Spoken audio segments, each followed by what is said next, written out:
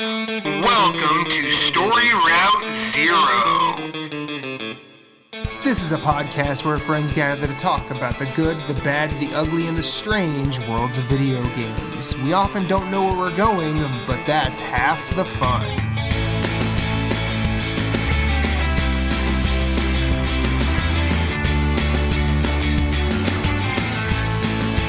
Come on the journey with us. Hit us up on Twitter at StoryRoute0. You can send us an email at StoryRoute0@gmail.com. That includes questions, concerns, comments, complaints, pet pics. Send us some recipes. Send us some stories about your day. We're going to listen.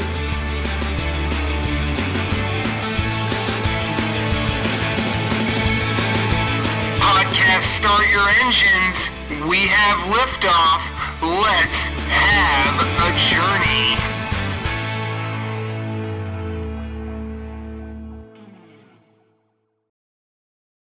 Let's begin. What, where, why, or when? Story Route 0, episode 90. We've got 10 till we hit triple digits, everybody. My name is Matthew. I am back after a few episodes out. I was on vacation last week, but I'm happy to see my friends. Michaela, how are you? Good. Cool. Sure. Jason, how's it Good. hanging? Good. Man, I'm jealous. Everyone has coffee cups so far. It's creeping me out. This is Bruce, my how are favorite you? I just have a water glass, but I'm drinking apparently the earth. So Fair. I mean, I've already feasted on the blood of my enemies, and my can's empty. So, there you go, man. so it's episode 90. We talk about video games. Just before we do that, quick check-in. Everybody good? Everybody alive? Thumbs up from Jason. Fucking cold though. I like it's it. yeah, great. temperature dropped like I just paid to fix my fucking heat. significantly. Leave it. So I was in the mountains all last week, and it was the exact same temperature as it is right now, and man, it was wonderful. But also I drink a lot of whiskey in the mountains, and that's okay. Nice. But Yeah, ain't nothing wrong with that. enough about whiskey. Let's talk about video games. What y'all been playing? Okay, I'll everybody start. at once. I have been playing a lot of Curse of the Dead Gods, so I'll be talking about that soon. I had to take a break from that, and I took a break from that and fell back into the Borderlands 3 rabbit hole. So currently, right now, I am trying to reach max level in Borderlands 3, which is 72, and my character was 57 at the time, and I'm 66 now. So there's a boss pretty early on in the game that does electrocution damage. What's his name? Kilovolt. Kilovolt. His name's Kilovolt. And so basically there is a shield you can get called the Transformer, which converts all shock damage into shield.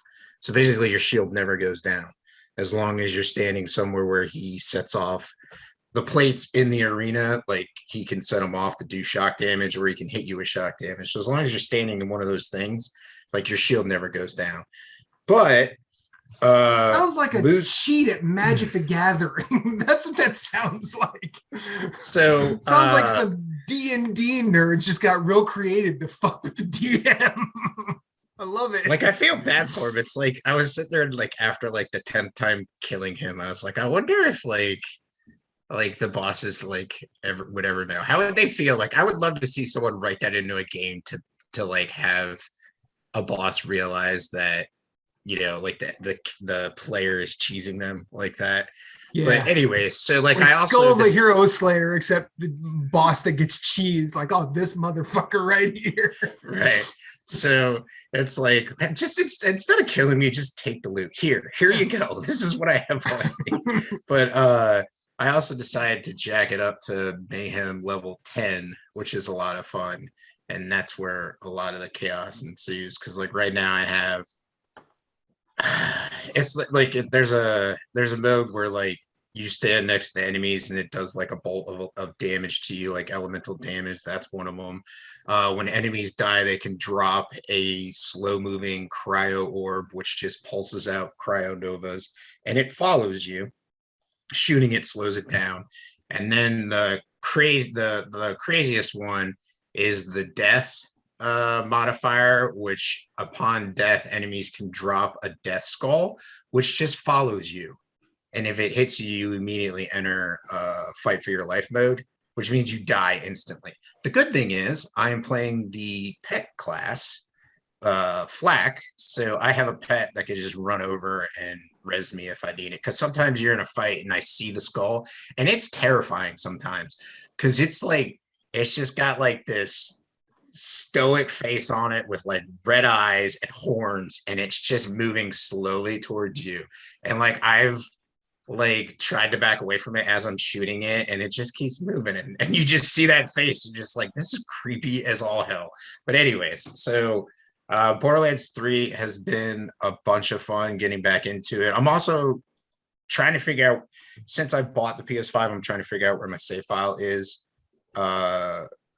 for playing the DLC. So I have the first DLC done, trophies are done, everything's cleared in that, and so I'm ready to start the second and then move on to the third and fourth. And so I'm waiting for Jeff to start the second so we could play that and then join Jason in the third and fourth DLCs when we get a chance. But Jason and I also tried a new mode this weekend. So in the Season 2 pass, there is a mode called Arms Race, which is like Battle Royale, except it's all PvE, and it's just however big the party is. You have the shrinking storm. You get dropped in. What's that? The murder cane. Yeah, they call it a murder cane. So you have the shrinking murder cane, and it basically turns Borderlands into a shooter because you don't have any of your gear and you don't have any of your skills. Listen. No one cares.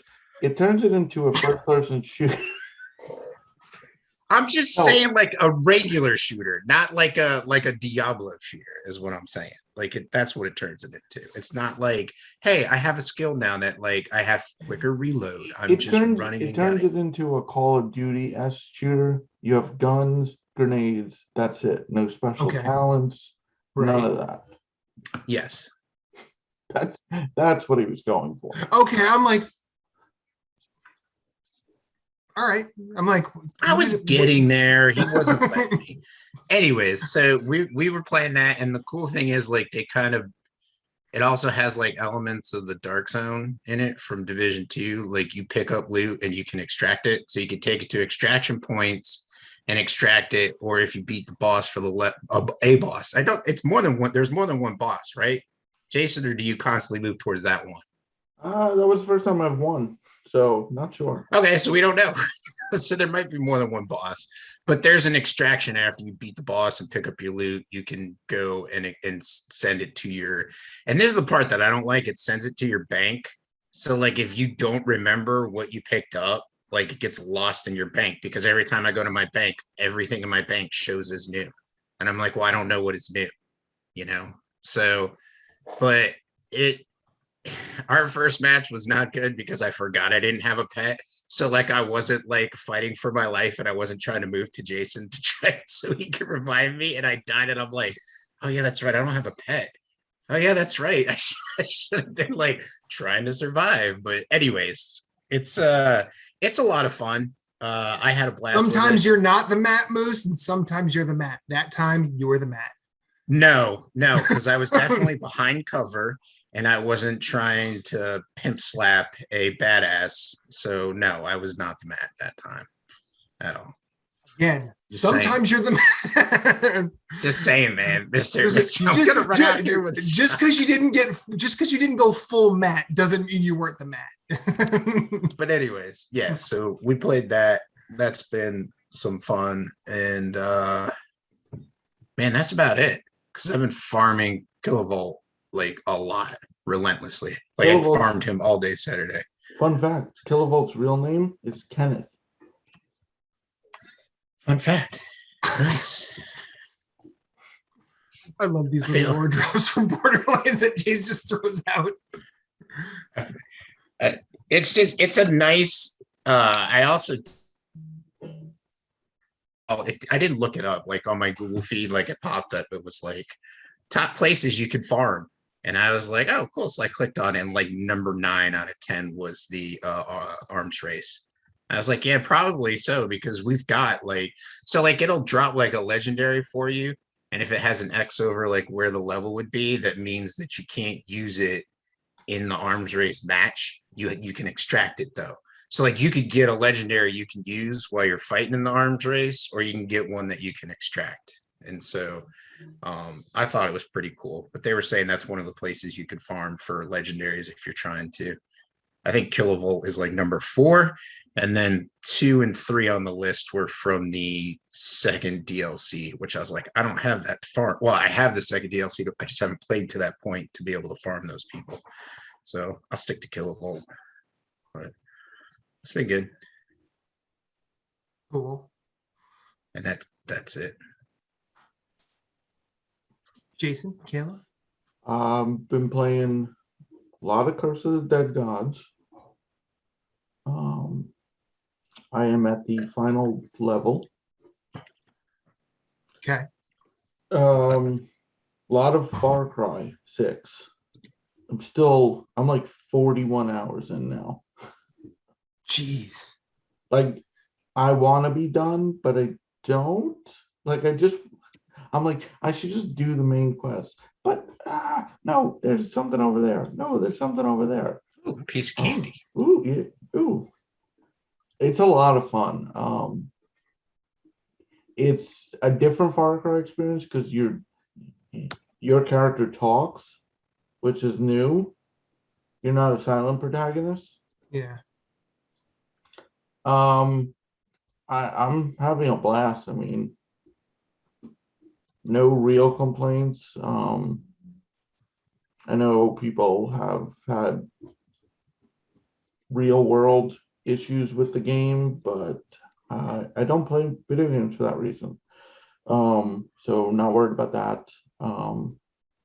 Obviously, lucky son of a bitch, no graphical, or I've had ragdoll issues, but those aren't issues. Those are fun.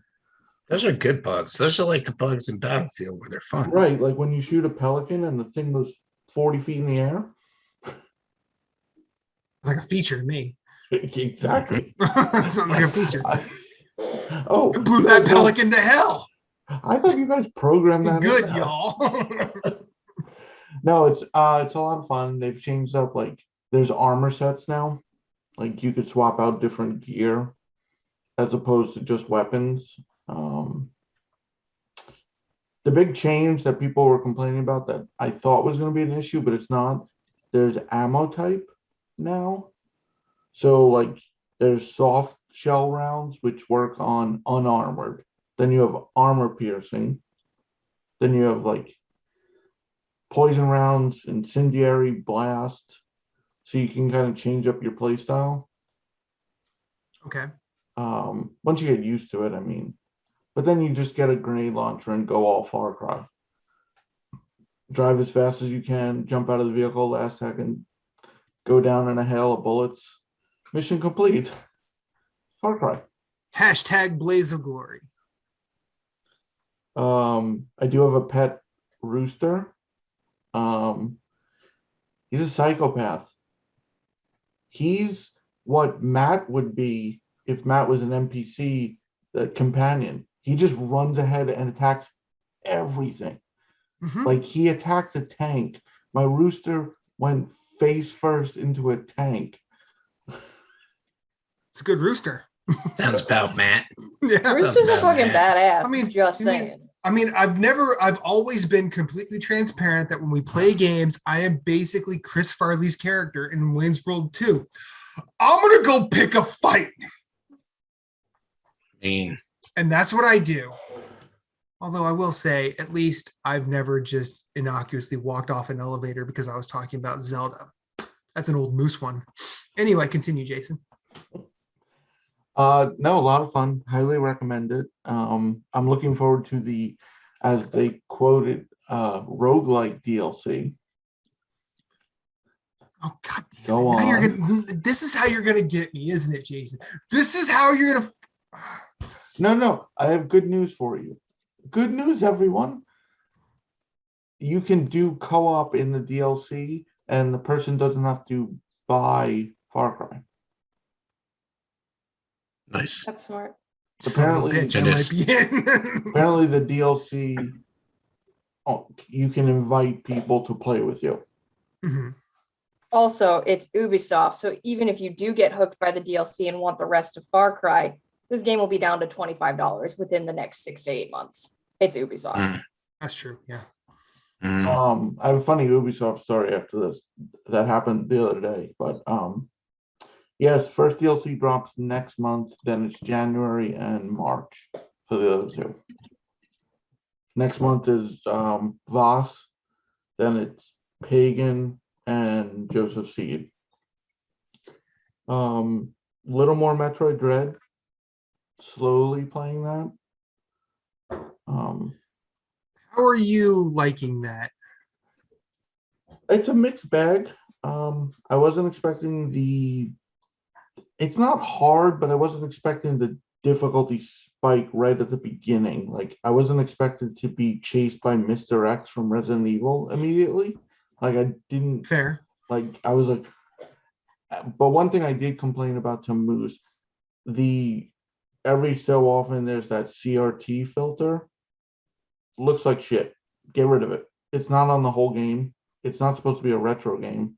It looks stupid and it just bothers me. I did see somebody on Twitter do like a demake of the graphics to make it look like classic Metroid. Oh, that's cool. It's just That weird was- because it looks like Make a it retro. poor signal on the television. It doesn't look like, oh, this is a cool filter. I shared with the group, I don't that David Jaffe take on the design, which I happened to be in the room that he was stuck in at first. It's a Metroid game, though. I mean, you should explore. Mhm. But it's more of a slow burn. I'm enjoying what I've played, but I haven't. Maybe because it's Far Cry, but I haven't gotten it hasn't gotten its grips in me that I'm like full out on it. That's the funny Ubisoft story, because Ubisoft's notorious for DLC. They're adding DLC to Uno in the form of Far Cry characters on the cards.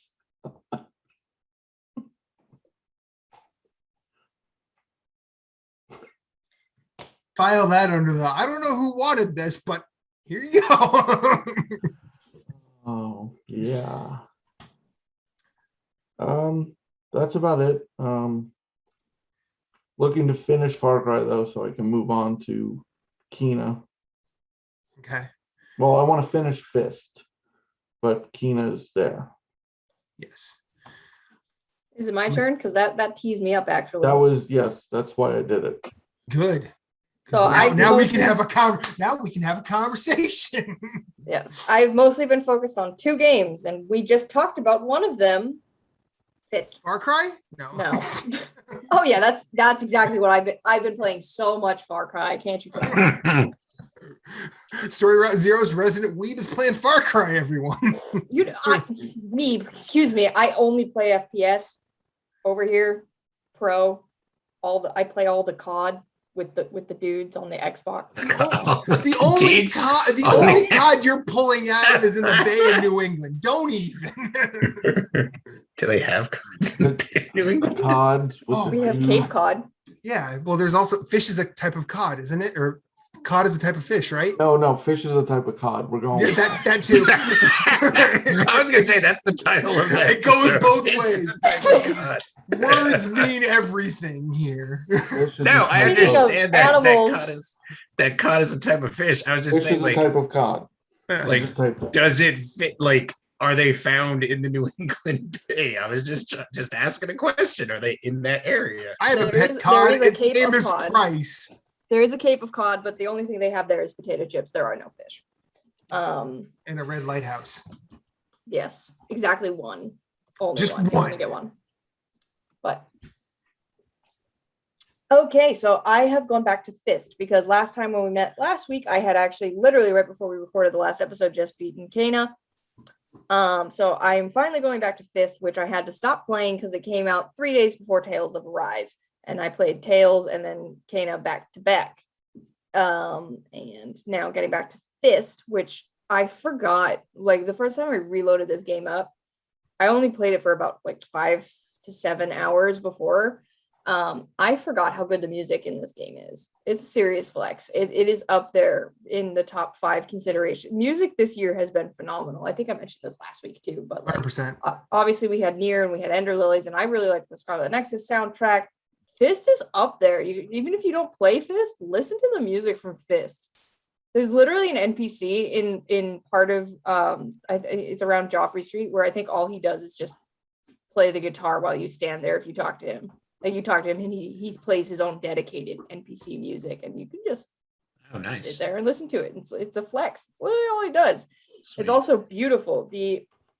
For such a small team to make a game with this level of environmental detail, and especially on the PS5. The lighting is fucking like shit is gorgeous. It is just a pretty game. I haven't hit Jason, I'm curious. So I'm at the area where you get the third and final weapon for Raiden. Where is this difficulty spike that everybody's like, oh, there's a huge difficulty spike? Did I hit it yet? Did you face the 2 bosses? The 2 monkey robots? Did you face them? Yes. People were complaining about that one. Okay. No. And then I mean, yeah, it took me more than one try. Like it took me like 3, 4, maybe 5 tries, but that's like a few minutes. And then I think once you learn how to counter and everything. I haven't been countering. I just got my my whatever meter I don't know if it's EP or SP that you spend to either heal or counter. Spirit ones. Yeah, I just got that up to 3 bars. So I hadn't been countering a lot because I could only use it twice and then I'd have to refill, you know what I mean? So you have to choose between counters Or and you heals. get a regular parry later. Okay, good. It's a stupid ability. It doesn't make sense. Like, why would I waste my charges? I could heal with that. Exactly. That's why I haven't, like, you know me, I actually like to parry and counter in a lot of games. Like I talked about one of my most used spirits in Ender Lilies that everybody else kind of leaned away from was the first parry spirit. I like to do that sort of shit, but I haven't been doing it because I'm like, if I parry, there goes one of my 2 heals. So no thanks. They may have toned down the difficulty because they also added an easy difficulty. Yeah. I don't know if they rebalanced it. It did take me like 3 to 5 tries to kill the monkeys. And that the first try was just, I didn't realize there was going to be a second robot monkey with 2 fresh health bars. So I didn't conserve on my first fight. And I was like, that was way too easy. You, as soon as you shouldn't even have said that. You should be like, I gotta get ready.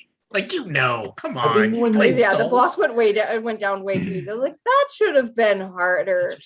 I think when that should have been harder. Title of your sex tape. Not my sex tape. I've watched a lot of Brooklyn Nine-Nine. That show's great. I think the sooner you realize you can't button mash, the game actually becomes easier. Yeah. There are combos. The one thing is you can get kind of stun locked in that fight. Like if you get hit by one, by the time you recover and stand up, the next one is like punching you in the face. Yeah. So that is a little annoying. But it always is when it's a 2v1. It's the traditional Ornstein, and I know it's not Smuff, but I like to say Smuff because it's like tough. It's spelled that way. You know what I mean? Tough, rough, Smuff. Ornstein and Smuff dilemma where it's a 2v1 boss fight. So it always steps it up a little bit. She's not wrong. I'm not wrong. Tell me where it says it has to be Smaug. Saying, whoa, calm down. I'm not saying you're wrong. I actually find that fucking hilarious, and I love it. Yes, I've always called him Smuff. Whoa. Ornstein and Whoa. Smuff. Ornstein and Smuff. Smuff. Yeah, Yep. those two bastards. That fight also only took me about 5 tries. I was watching a friend who's trying Haven't to. they come out and corrected the folks on? Haven't they put out the correct way to say Smog and Ornstein? I know I say it wrong, but I don't know, and I don't care. I don't because know. To me, the correct way is Smuff. Now, well, see, I could see Smaff just because it's spelled like laugh, just with an SM at the beginning. No, it's an O. Or wait, or is it O? It's It's O. O. It's So OU. it's like rough, It's OU. tough. Smuff. Smuff. Oh, Smuff. Yeah, no, okay.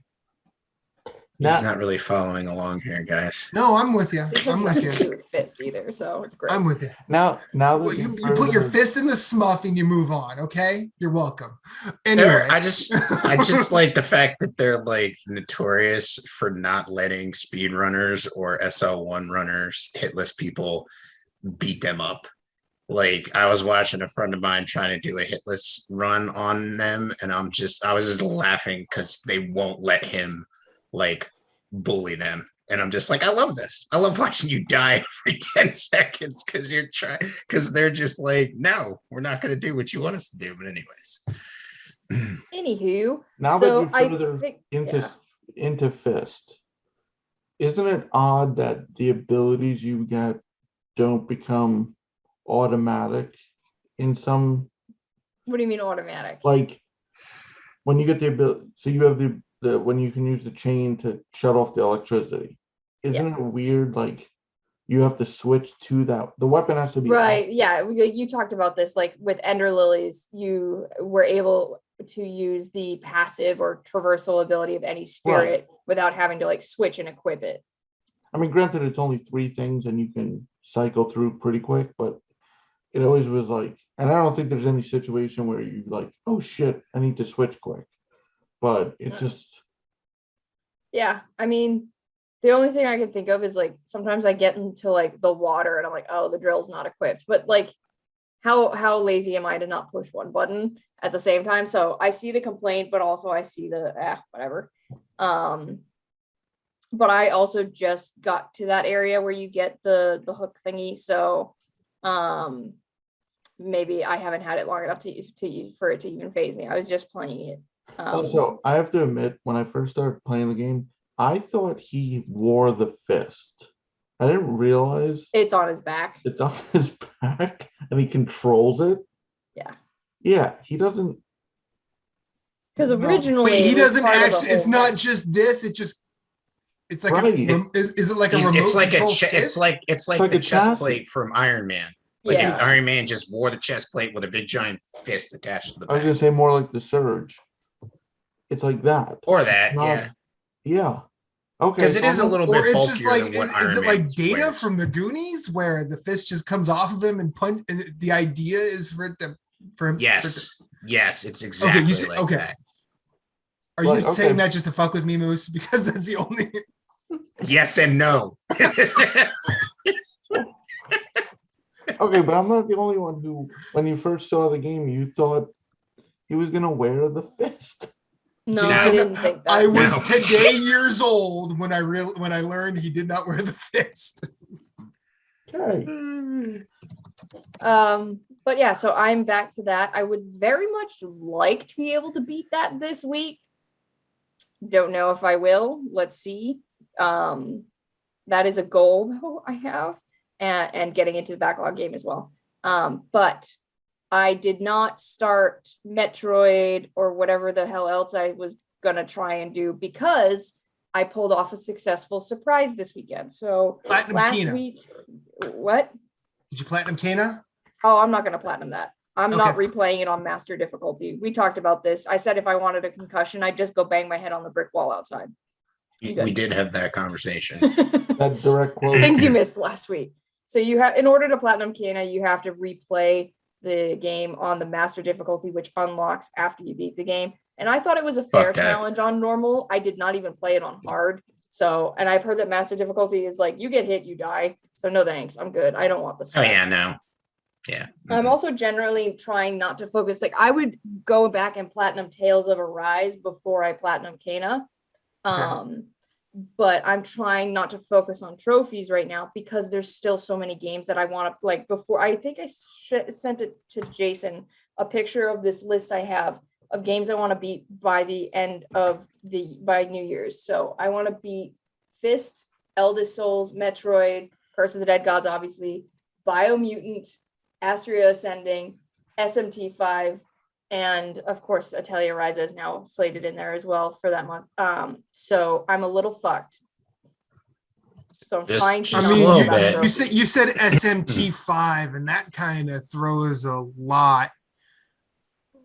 That's a big. That'll that's be a- my main game in November, though. That is Yeah. known. That's gonna happen. Okay. A lot of these other games, besides Biomutant, they're pretty short. Dread's like a 10-hour game. Fist is like a 10 to 15-hour game. Eldest Soul is like a 5-hour game. A lot of this is doable. And Mhm. Ryza, I don't technically have to beat it, but I would like to put in 15 to 20 hours before I talk about it in the backlog episode. Sure. And that's probably a 25 to 45-hour JRPG, depending on how you play it, engaging with the side content or not. So yeah, I have a lot to do. But speaking of going back, I did cross a game off my list for 2021 releases because I was able to pull off a surprise for my friend Jess and former roommate. Her birthday was a little over a week ago now, and she came down this past weekend to see my new apartment for the first time since we stopped living together, and to celebrate her birthday. And as part of her birthday present, what I did was I bought Life is Strange True Colors. So Jess has a Switch, and would like to buy a PlayStation 4 or 5, depending what she can get. But since she was living with me, she just used my PlayStation stuff. And Life is Strange is supposed to come out on the Switch next year, but we don't have a release date yet, all this stuff. So she hasn't been able to play it, and she's a huge LIS fan. So I picked up that game, and she was super excited. And while I can very easily sit for 8 hours a day and play video games if I have the time, which has not been the case mostly lately, Jess usually can't. Like, she maxes out at 1 to 2 hours usually, but we managed to power through all 5 episodes of Life is Strange True Colors. We played 2 chapters basically Saturday night, and then we played the other 3 chapters Sunday before she left. It took us about 10 hours, but we played through the whole game together. And it was really fun. Life is Strange is not a game that I pick up for me. Like, I very much appreciate these games. I'm glad that they exist. I like them. I think they're cool. I like the stories that these types of narrative games, is not just Life is Strange, but like Detroit Become Human and Chronic Dreams type of approach to all these, like, some people call them walking sim games, some people call them narrative games, whatever you want to call them. I think they're great. They just don't hold my attention when I'm the one playing it by myself. So I'll never just sit there and power through. But I kind of play them like a co-op experience with Jess, where the controller is in her hand, but like it's 50-50. We split the decision making. I get to like pipe up and say, hey, I think you should do this, and this is why, and like this is the choice that I would make, and we would talk it out. Or if she's having trouble like figuring out a puzzle in an area, I'm like her backseat gamer essentially, but a welcome one. So we tend to actually play, besides Smash, the games that we play together are almost always single player, and we just enjoy the other's experience of it. And, so like either these narrative games where we split the decision making, or this all started when Jess, and when we were in college, still made me play Undertale, and she was like over my shoulder watching me play Undertale. And then I did the same thing to her with Nier Automata and Persona 5. And we just kind of experienced these single player games just sitting together. So our co-op are usually actually single player games, but Life is Strange True Colors was a lot of fun. And I enjoyed the experience because I played it with Jess. The last 3 chapters, I would have trouble picking a favorite because different reasons. So I don't know if anybody here even has any remote interest in this game. So is it cool if I just go full spoilers? Go right ahead. So this Jess and I both were kind of let down by Life is Strange 2. It was kind of boring. But True Colors is a return to form. It's really cool. Alex is a cool character. She's an empath, sort of. She's kind of almost more like psychic because she can't just feel what other people are feeling and channel those emotions. She can like sense why people are feeling the way they're feeling. And one of the coolest sequences, I want to say it's in chapter 3. So there's this kid who's really sad because, he feels like it was his fault that the main character's brother gets killed in a not so accident. And the love interest that we romanced, her name is Steph, puts on a LARP for the kid because they were supposed to go LARPing, the guy who died and this kid who was kind of like his stepson. And so you are trying to cheer him up and the whole town gets in on this LARP and it's really cool. So you channel once you get him to like perk up, you channel his joy and you see through the child's imagination, like a full on, it's not just LARPing anymore. It turns into what looks like a turn-based JRPG. And it's just a really cool moment. So the LARPing was great. And then in chapter 4, we got to romance Steph, and that was great. We were just like cheering for every queer moment of it. It was great.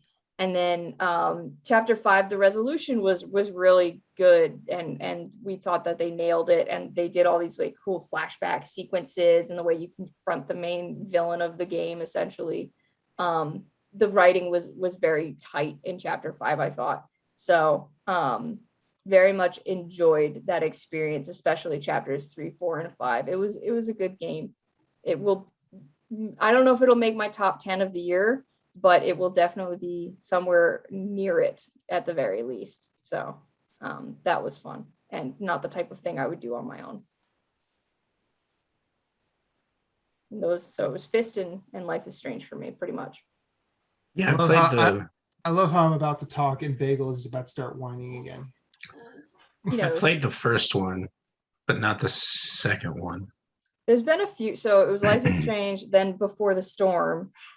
And then they put out that small, almost like Captain Spirit or whatever. Captain Spirit, yeah. That it was almost like I don't want to say demo. That was free, I think, when it came out. It might have been, yeah.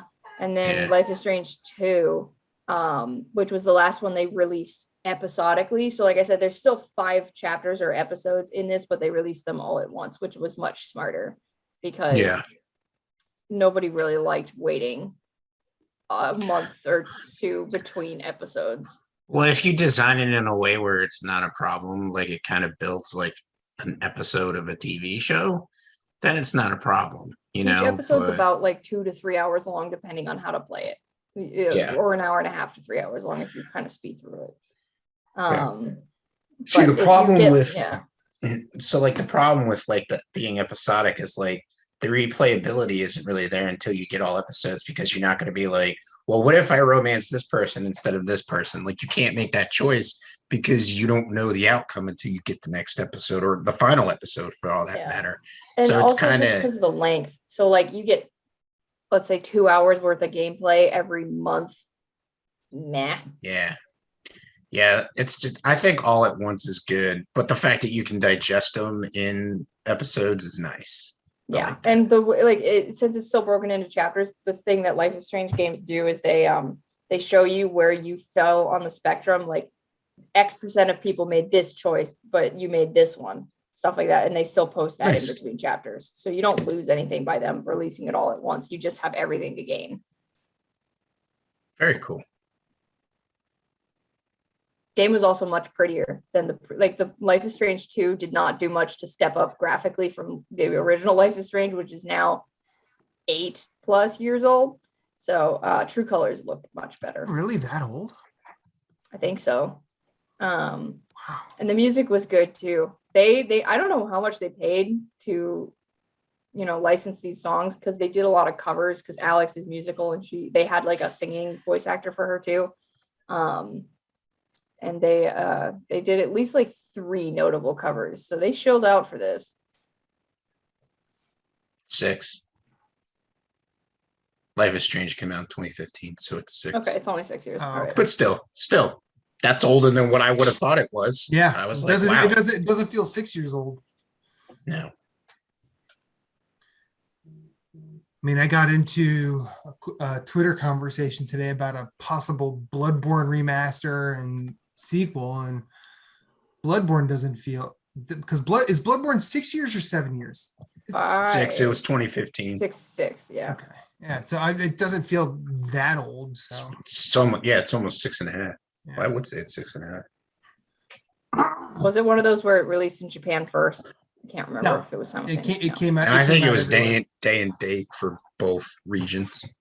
But it was also at that weird time where there were probably a lot of people hadn't moved to PS4 yet, I don't think. So, or at least a lot of Yeah, people. but that's like 2 years. It was like a year and a half after the release. Yeah. All of them released the same week. So like North America was March 24th. PAL, which I'm guessing is Europe. It's PAL the 25th. Is Australia. Apologies then to the Australians and listeners. Pacific. That was the 25th. Japan was the 26th, and UK was the 27th. So North America actually got it first. But anyways, yeah. So it was the same week, but Okay. nice. Yeah, I heard that rumor too, and I'm like, I don't just like whoever brings it up in any Discord I'm in. I'm like, shut up! I don't want to hear shit. Just don't. Yeah. Just stop. Number one, I need a break, and number two, we're on a break. We were on a break. I'm on a break from Bloodborne. Okay, Ross. One, and number two. You will not overshadow Elden Ring. Okay. Which I did. Which are we going to discuss that in the news later? We can. Yeah. Okay, because then I'll just make my comment then. But anyways. Okay, so I guess we're to me.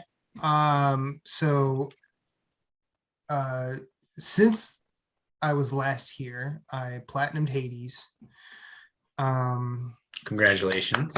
Thank you, sir. Thank you. That's a fun platinum, but I wish I had made a different decision instead.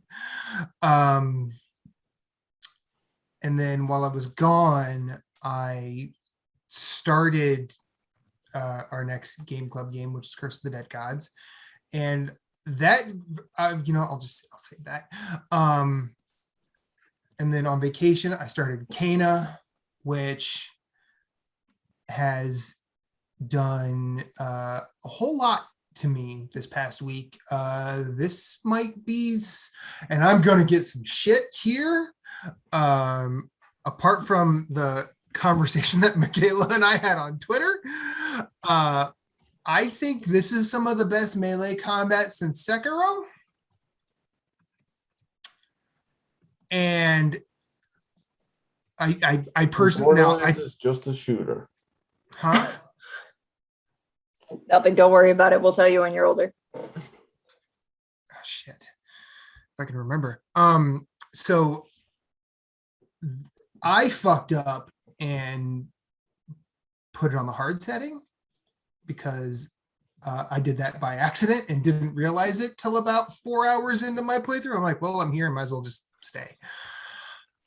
And this game is, I think this game's amazing. I know it's been talked about to a certain degree here, so I'm not going to belabor the point. But in reference to, I have a question for Michaela. Michaela and I had a conversation earlier on Twitter because I was saying that the Rot in Cana are better than the Kodama in Neo. Now, full disclosure, I don't think the Kodama and Neo are bad at all. I just think the Rot are better. They have more personality. They do have more personality, and as I said, like I do like that they are as involved in the combat as the player is, because you don't just there's a perk you can level to later in the game where you go into every combat encounter with one rod action. Nice.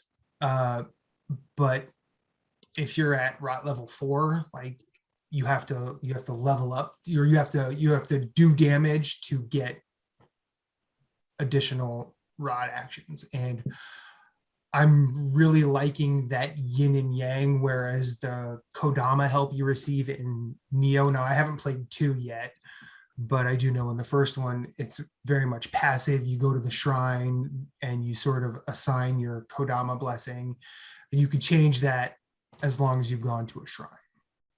Yeah, that's the same in Neo too. But there is a cutscene in one of the areas that was actually part of the beta where you know how the cutscene plays when you walk into a new mission? Mhm. Picture it. You're by a river. Sicily, 1922. No. You know what? Fuck you. What? The Golden Girls is one of my 5 favorite shows ever. I'm sorry. I know it's a great fucking show, but I am. My mind immediately went to, oh, you picked the Sicilian and the short one. So What do you want me to say? Pizza, damn it, get pizza. All right. Or do you want me to quote Blanche, eat dirt and die trash? I didn't feel that was appropriate here, but I can do it. Yeah, well, the point was on the dock. You know how like the Kodama you referenced, they've got the little ramen bowls on their head? Yes. What else do they wear? They also wear the and I'm going to sound like a fucking colonizer here, but the triangle hat that like Raiden from Mortal Kombat wears. Yeah, I'm more so talking about, so they wear like an apron on their body. Oh, okay. Yeah. Forgot about that, but okay. Yeah. Aprons don't have a back. So you just zoom in and see this cute little Kodama ass and he's fishing off the dock. It's adorable. That's the point. But I mean, that's goatee stuff right there. Yes, it is. It fucking is. But no. No, they serve completely different purposes. But I like the Kodama in that, like, Kana has a lot of stuff that's beautiful, and there's NPCs that, you know, are happy to see you. There's NPCs that are not happy to see you. Neo, the Kodama are like the only things that don't want to fuck up your entire day when you find them. That's true. But then when you find them and if you accidentally stumble onto one in the middle of combat, they're just staring at you like, hey, can you not fight if you're in the my middle hiding of combat, they hide. They get scared. They go under their little hats. Fair. It's been a long time since I played Neo. Sorry. Yeah. The Rot do get scared too, and that's why you don't start combat automatically with actions. It's because you have to build their bravery. That's essentially what you're doing. When you're like building up the meter for the different actions that you get with the Rot. Right. But I am going to withhold comment on any further comment on the Rot until you beat the game. Okay, yeah, and because I was gonna ask, because when you said this got deep, I wanted to know what that meant. I've been thinking about that all day, but if that's something that needs to wait till I beat it, fine, because I am 2/3 of the way through. So yeah. So what part are you at exactly? I just started Toshi's story. Yes. Okay. So I'm guessing it's Toshi's story, then the Mountain Shrine. Yeah. So you just finished I finished what I think is one of the best story arcs in the last one of the best story arcs I've ever played in a game. Yeah. Adira fucking rules. Yeah, you just did the part where last week I said it's the closest we'll ever come to seeing lesbians rendered by Pixar. And I quoted you to my wife talking about it because I'm like, you see basically Moana and Coco kiss, and it's great.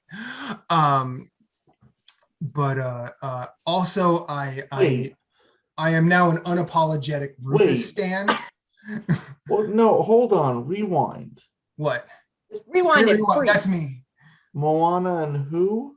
Coco. Mama Coco, the elderly grandmother. I just thought of a Pixar name with a female title. Okay. I apologize. I just wanted to clarify that you didn't actually know. Okay. It's just like, I want to make sure that the listener knew you didn't know. Just you know what? Like a black. You know what? What if it was Moana and Coco, but it's like a lesbian Harold and Maude? We could have that. Why not? No, I have no. My issue wasn't with that. It was I had a feeling you didn't know what you were talking about. How old? I haven't seen Coco since the year it came out. So Well, she's grandmother, but well, not yeah. really. So I've seen a lot of movies since then. But what I'm finding out more and more, and I don't know if anybody else had this perception, is I saw that it was a cute looking game, and it might be not necessarily easy, but it might not be too mentally or physically taxing, or at least less physically and mentally taxing than it has been. And in thinking about that, taxation on me, the player, I'm starting to realize that Ember Lab has basically put out a business card of a game. Like, this is what we think of in terms of melee combat. This is what we think of in terms of world design. This is what we think of in terms of collectibles. This is what we think. This is how we approach storytelling. This is how we approach character design. This is basically I'm guessing what are they, a CG studio essentially? Like, I think they did what Majora's Mask CG thing prior to this. That's one of their things. I could be wrong there. I've just seen people reference that when talking about it, but they basically put out a business card saying, hey, this is what we can do as far as a game goes. And I think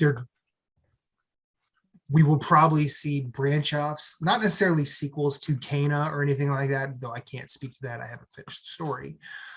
But I could see them doing another third-person melee game like this, just focusing on that, or an update on I would say the Ocarina of Time world design, rather than, I think people want to go Breath of the Wild a bit too easily here, but I think they're just doing that because that's the most recent Zelda.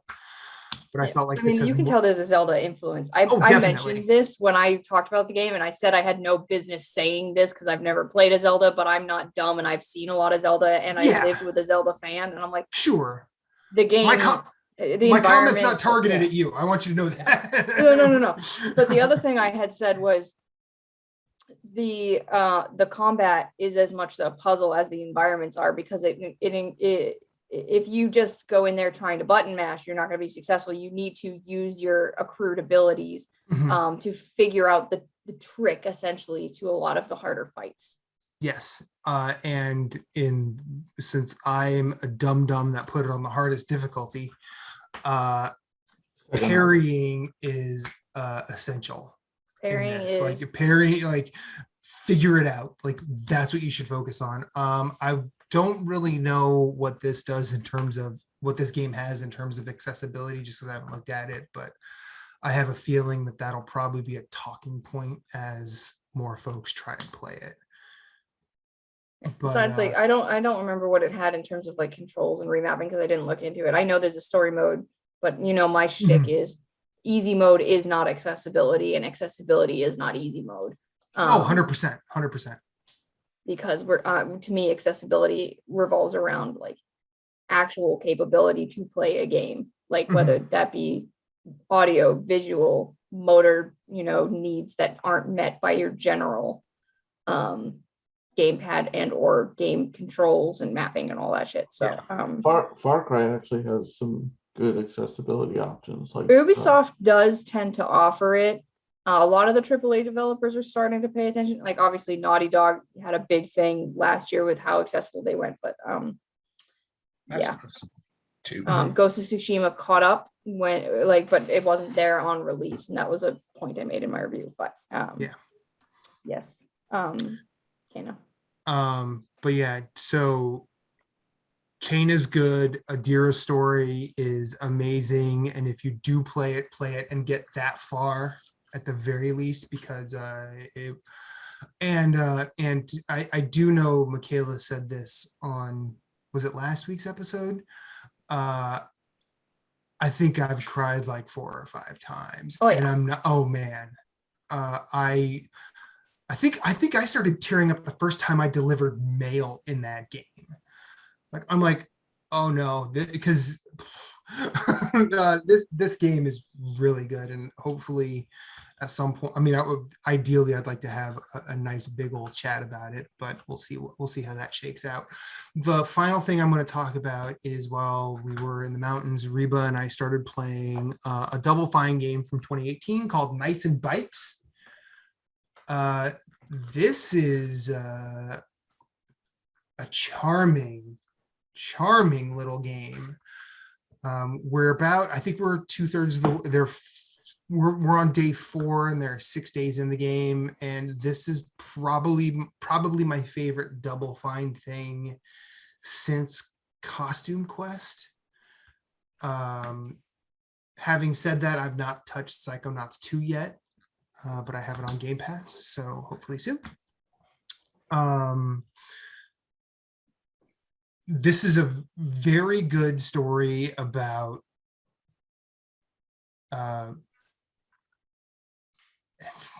I mean, I want to say it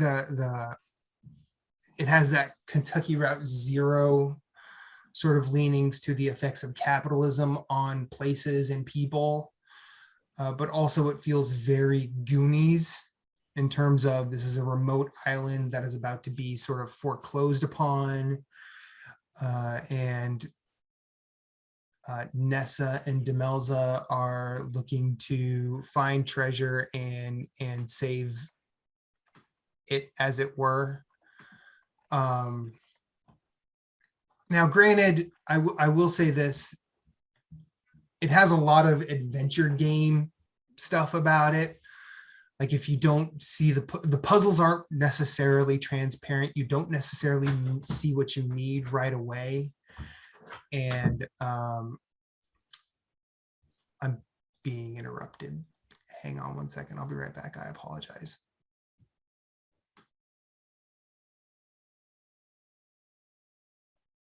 Now what do we do?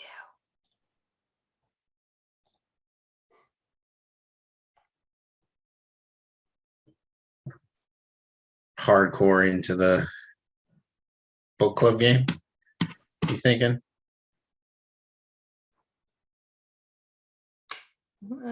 What? Okay. All right, I'll just continue to stare off screen. I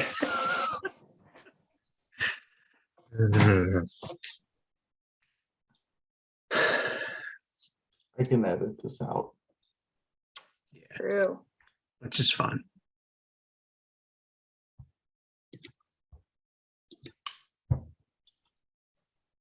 Oh, Boston's winning.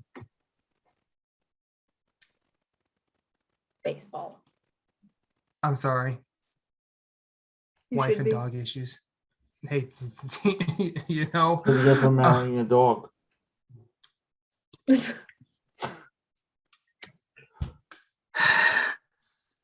I'm referring to Bagel. Just to clarify for the listeners, I wasn't calling Reba dogs. I don't want. That's why I said nothing, because I was like, I am not walking into that landmine with him. So anyway, in conclusion, Knights and Bikes, while the adventure gamey stuff can get in the way, it's still very fun. It makes very, very good use of 2 players being in control, because Nessa and Demelza's abilities complement each other, and you can use them as sort of a puzzle solving mechanic in combat. The music is wonderful. The main theme of it, especially in the trailer, is like almost a noise punk anthem that almost sounds like an old Deerhoof song being sung by an elementary school kid from England. I mean, granted, they're just repeating, I want to ride my bike, but it's still fun. The rest of the music they use in the game, especially for like background scene stuff, it's really good. You should really check out the soundtrack if you're not interested in playing the game, but also look at the game because it's fun. That was the last thing that I have to talk about today. Jason. For news, we have the matter of new backlog titles for 2 of us. We got something old and something new for you. But for the listeners, just to reiterate, Matt and I are keeping our games because we did not get through them yet. So I'll be playing Atelier Ryza, and Matt, you got Ratchet. Clank. I am Ratchet. No, Ratchet and Clank Rift Apart. I knew that was coming. I'm as predictable as a Foreigner concert. I don't know what you want.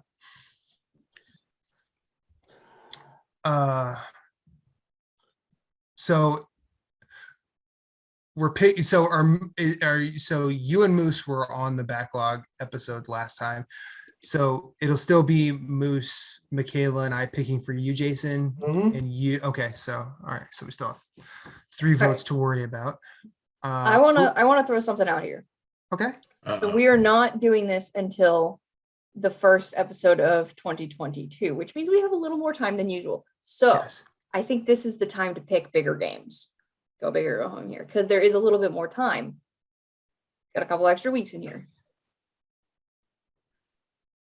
Yeah, but bigger games make no problem for Mr. Marshall because I mean, he's got a pretty big one on here. Oh yeah, and I'm looking at it.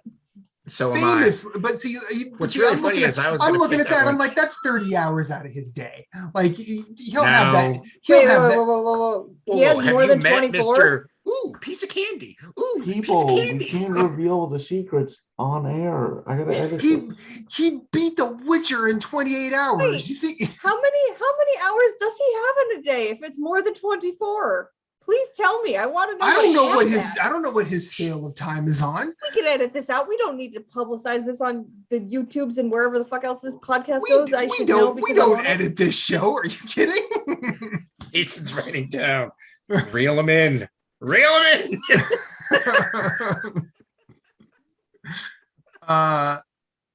Who are we picking for? Are we picking for Jason first? I'm voting for Ass Creed and Jason.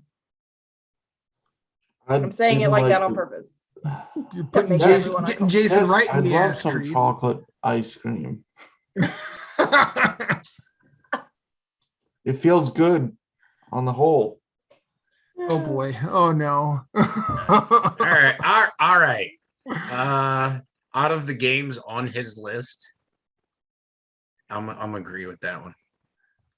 I mean, okay, so I'm meaninglessly, I'll throw Torchlight 3 on there because I know Jason likes Diablo and we might as well give him more Diablo to play. Oh, too bad. Ass Creed. Yep. I actually really liked Origins, but I played it at launch and it was just way too fucking buggy. In here. Okay. I should have that done by tomorrow morning. Yeah, exactly. Just get out of the time capsule and go. No, because little do we know, he's probably he's been chipping away at that. No, you know what it is, honestly? He's fucking Only Hermione the first- from Azkaban. He's got the fucking time turner. That's what he's fucking doing. Yeah. I figured it out. I think we should give Moose control. Yeah, he's been talking about it. And I don't want him to add just another game. So let him finish the game he has. I'm good with control. I'm good with control. All right, control it is. Since we got extra long time, I can throw in the DLC too, because we have that, right, Matt? Yes. Yeah, I think you have the DLC. Which version was the plus version? Because it was free at one point. No, he bought it when it originally came out. Yeah. Mhm. So, But I'm trying to think if the DLC, like the ultimate version, was free on PS5 at one point. You know what I'm saying? There was a plus something at some point. No, it was the regular version Okay. of Control, and I think it was the PS4 version. I don't think it was the PS5. Wasn't Control the one where they said like, what do you mean you could just make an update? You can make a PS5 update work. Wasn't there something around? No, they were just like they're like you can't like just whatever make a free update for the PS5, and then they accidentally made it free. Like they just, Exactly. It was just like it was like, no, I don't know what you're talking about. Click. It was like Epic exposing, or I'm sorry, Fortnite right. exposing Nintendo for all their. So what I say is, I'm looking Control at the Ultimate spreadsheet. Edition was free for Plus subscribers. It was the full thing. I'm just saying. Really? Yes. Oh, apologies. I stand corrected. So you do have the Oh. DLC. Okay. Well, he had it anyways. Yeah. So. Sweet. Just confirming I was right. Moving on. All right. I think the lists should be totally eradicated except for the It games will that be. we have to play. No, I know. Like, I'm just saying that we could go in there What and do you delete them mean? now. No, Like, no, delete no, them no, no. now. Hold on. I don't have as many. No. I don't think you guys realize my backlog is not as big as some of yours.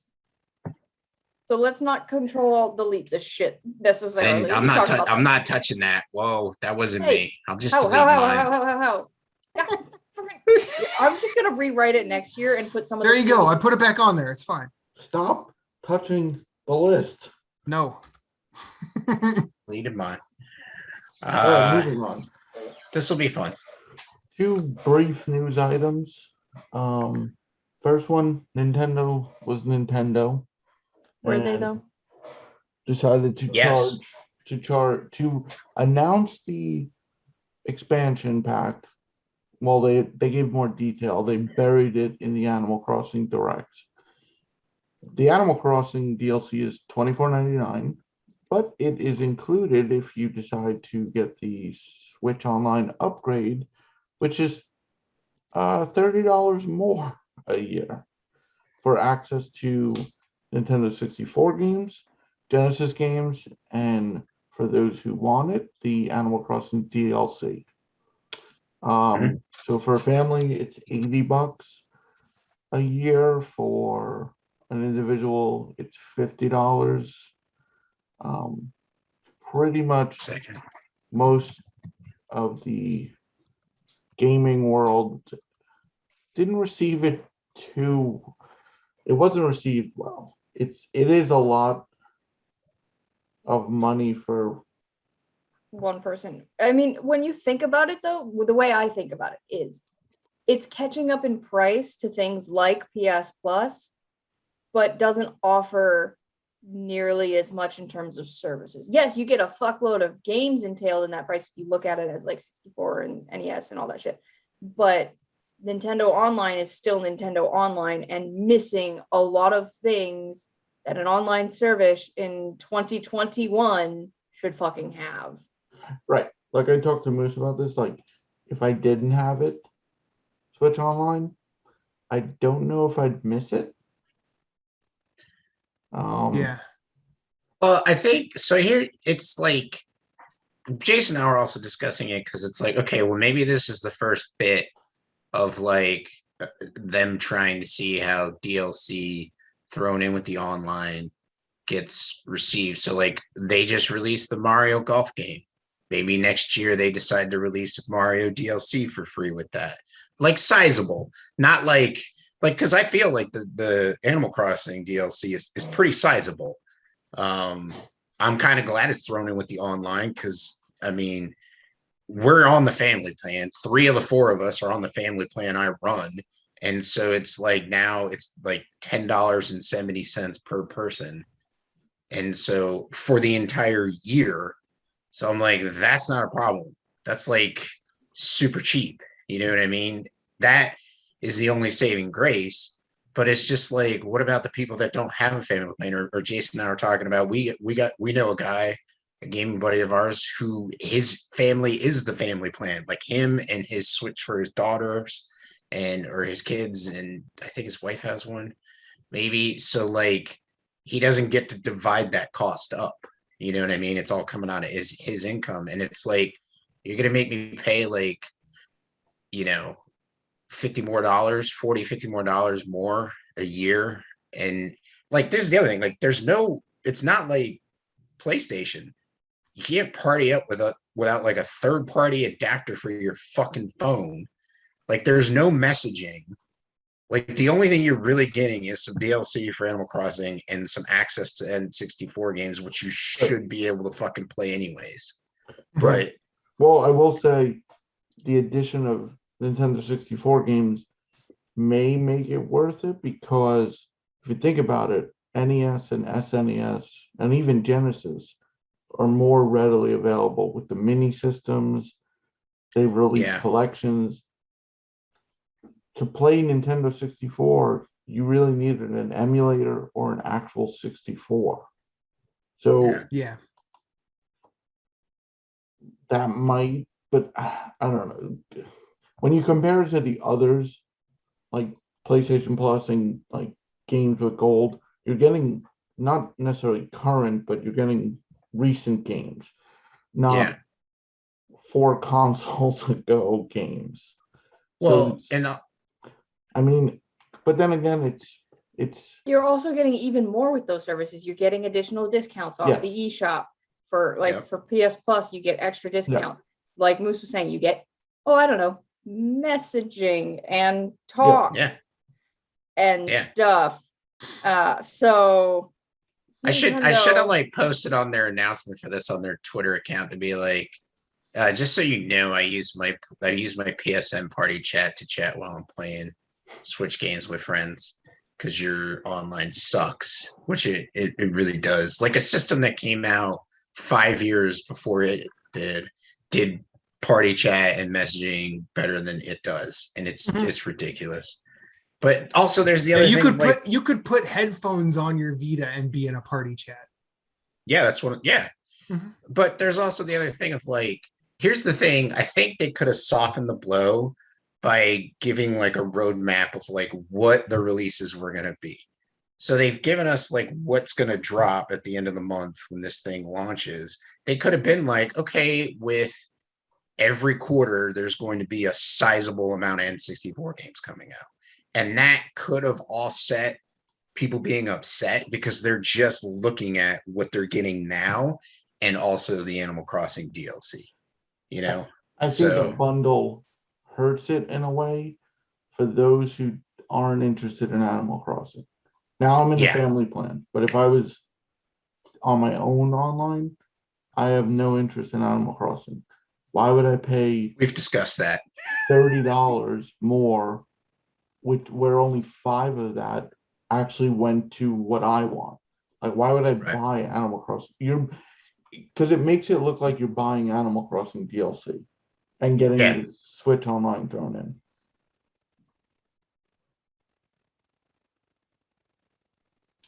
So,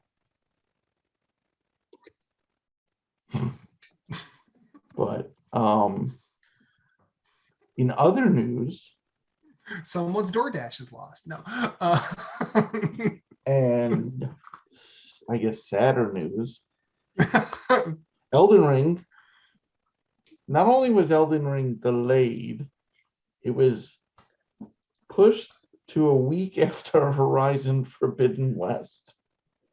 I'd be less upset if it got delayed a little bit more. That's why we're talking about, like, just take it to March, man. Take it to fucking April. Or April.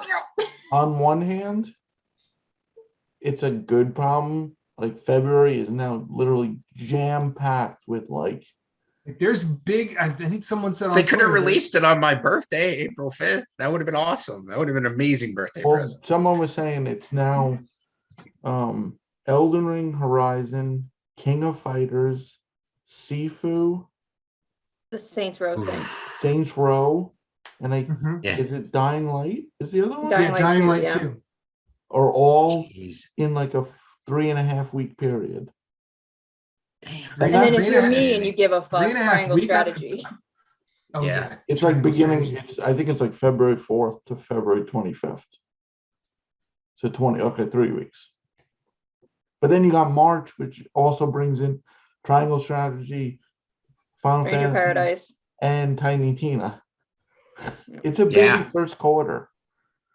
And what the fuck is Nintendo doing? You know they're going to drop something in that window besides Triangle Strategy. There's going to be something sneaking in there for their Q1 stuff because that's not a first party title. And also, and I totally forgot because none of us play, but Destiny's Destiny 2 is doing something as well. The Witch Queen, the biggest, it's like a big content drop, and like their vaulting stuff is that week too. Yeah. Damn, it feels good to be a gamer. But there is If a only we didn't demo, need sleep. quote unquote. There's a closed network test which you can sign Yep. up for. Yep. Which I've Um, already signed up for. I signed up for that, and to be honest with you, I did that, and I'm like, why did I do that? Yeah, I'm gonna take a pass. Like, Chances are I'm probably not even going to be available to play it anyway. So think I it's know the I'm gonna buy 14th it. through the 16th. So I make dumb decisions. I'll be playing SMT5, I think, around when that happens. So gone fishing. but if you don't care about any of those February games, guess what? Dear gamers, it is not about you. Bye. Story Route Zero, we have some cool friends who do some cool things, and I'd like to tell you about them. Phoenix Overdrive uses the power of games and gamers to help heal sick kids through the charity Extra Life. Phoenix Overdrive fundraises for Children's Miracle Network hospitals all year, every year, and the fund culminates in a 24-hour gaming marathon. Find out more about their events and projects online via Facebook at facebook.com/Phoenix Overdrive or on Twitter and Instagram at PHX_Overdrive. You can also join the Facebook group of Pawn Stars at facebook.com/groups/PO Nation in order to share and discuss all the latest in nerd culture. They've also got a podcast, Nerd Overdrive, which you can see weekly at youtube.com/Phoenix Overdrive. You can also catch it on Facebook Live or twitch.tv/PHX_Overdrive. That podcast is also published on Apple Podcasts, Google Play, and Stitcher. You want merch? They got merch. Merch can be ordered from tinyurl.com/PHXODmerch, a portion of which goes to their fundraising efforts. Join the nation and be a hero to sick kids, as El Capitan Ray Osorio, Lee the Maestro, and Becky, the lovely queen of the guild, always say, #Rise Above.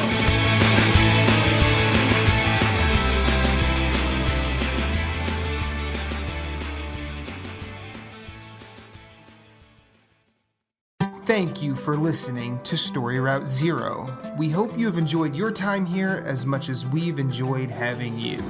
Once again, questions, concerns, complaints, pictures of pets, or favorite recipes can be sent to storyroute0@gmail.com. You can yell at us on Twitter at StoryRoute0. Rate us and review us on iTunes, YouTube, or wherever you may have found us, as it helps with discoverability. If you'd like to hit us up individually, you can find Moose Cool at Sven, that's SVHENN on Twitter, PSN, Instagram, and of course Twitch, streaming games.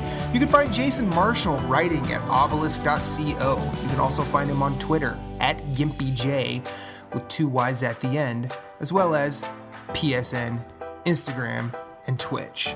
He also has his own website, whereisthepausebutton.com. You can find Michaela Crescione doing all sorts of writing at obelisk.co, as well as on Twitter at RedXMod.